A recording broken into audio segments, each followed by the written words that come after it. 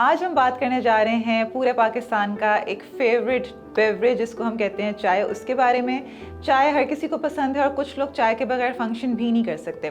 कितनी चाय लेना आपके लिए सेफ़ है, कितनी चाय एक दिन में लेनी चाहिए, किस टाइम पे लेनी चाहिए, अगर आप कोई सप्लीमेंट ले रहे हैं तो चाय कैसे लेनी है, अगर आप मेडिसिन ले रहे हैं तो चाय का इस्तेमाल कैसे करना है, इसके साथ साथ अगर आपको एसिडिटी है तो आपने चाय किस तरह से लेनी है। आज हम ये सारी क्वेश्चन के आंसर्स आपको इस वीडियो में देंगे। हमने नोटिस किया है कि 92% अवाम जो ये वीडियोस देखती है वो नॉन सब्सक्राइब है हमारे चैनल को। तो आपसे एक हम्बल रिक्वेस्ट ये है कि इस चैनल को प्लीज़ सब्सक्राइब करें ताकि आपके लिए हम बेहतर से बेहतर कंटेंट बनाएं और बड़े से बड़े डॉक्टर्स को अपने प्लेटफॉर्म पे ला सकें।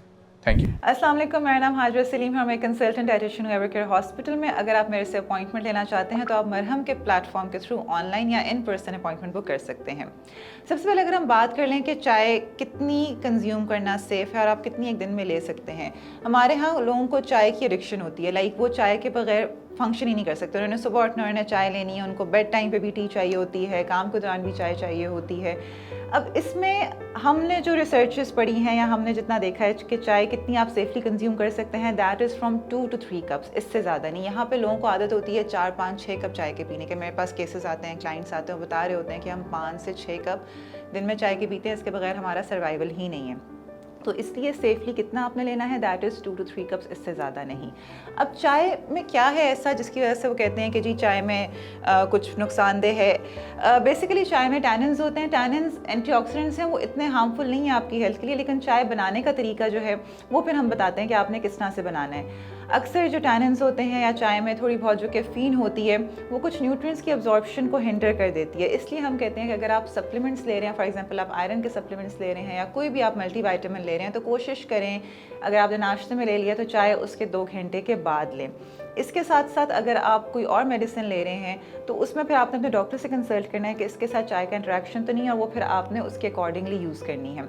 अब अगर मैं बात करूं कि चाय को हम क्यों कहते हैं, अच्छा कुछ लोगों को ये भी होता है कि जी चाय पीने से हमारा वजन बढ़ जाता है। इट टोटली डिपेंड्स कि आप चाय बना कैसे रहे हैं। यहाँ पे पाकिस्तान में डिफरेंट किस्म की चाय बनती है। एक दूध पत्ती भी होती है जिसमें दूध होता है और सारी आप उसमें पत्ती डाल देते हैं, उसमें पानी बिल्कुल भी नहीं होता।